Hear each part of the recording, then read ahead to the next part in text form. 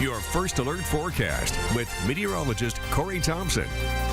Precipitation pretty much done across eastern Iowa. A few flurries still possible for areas that are still experiencing some clouds. But the biggest impact on your day and on your first alert here is for the chance for some gustier winds once again. Not as strong as what we saw over the past couple of days. No orange here on your first alert, but wind speeds that could exceed 20 miles per hour are certainly still noticeable and contributing to that extra chilly feel that we have out there both this morning and throughout the day. Now, a good glow on the horizon from our Marion City Cam. See the clouds retreating out of the area off toward the east. We do have some clear skies in many locations. Temperatures in Marion around 23, 26 in Dubuque. Winds though out of the west between about 15 to 20 miles per hour in many cases, and that's pushing our wind chills down into the low to mid-teens. Certainly a morning to bundle up and probably keep those warm clothes with you as you go through the day. That's because despite what will be sunnier skies, thanks to this area of high pressure, we will not warm up all that much. A little bit better than yesterday during the afternoon, but it will still be on the cooler side of things. Now you see those clouds, what's left of them dissipate or move on pretty early today.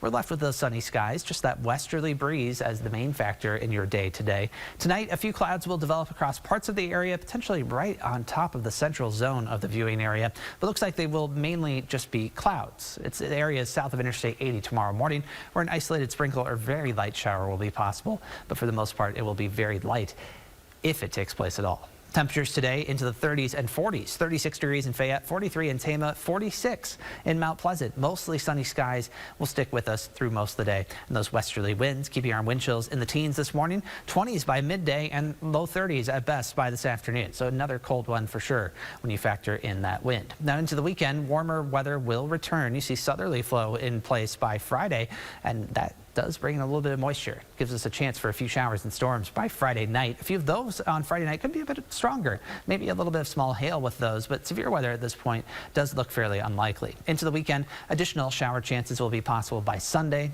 It's a busy holiday for many folks. Easter Sunday, it could be a little bit wet, so maybe consider that in terms of your plans for those Easter egg hunts and other activities that you may have to adjust just a little bit. And that really does wrap up what should be an otherwise decently comfortable weekend with 50s and 60s likely.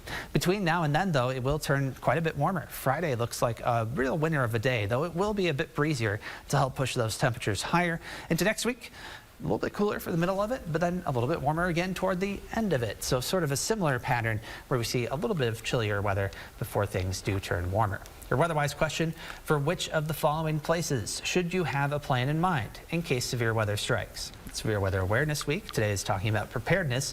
Which of these places should you be considering what to do when severe weather hits? Well, I would think it'd be all of the above, but I guess home. Yeah, I would think it would be all of the above too. I know you do tornado drills in school. We talk about where to go here at KCRG. I'll give you a hint. You're right. You're both right. Okay. It is all the Awesome. above. It was a bit of a trick question. Very rare on weather-wise. I apologize for viewers at home. You could not get it wrong. It's not April Fool's Day yet. Correct, not yet, and just wait till April Fool's Day then. No, it's always a good idea to have a plan, even if you're just, in a store. You should think about what you might be doing if you're out driving. Just on days where there is severe weather, just kind of keep that in the back of your mind, and then have those plans in those places that you spend most of your time. Work and school, obviously work sometimes set by your employer, but in terms of at home, you're sort of in control of that. Just have it ready and execute it when the time comes. Yeah, things can change so quickly too. Yeah, so you just got to be on your feet. Thanks, Corey. Yeah.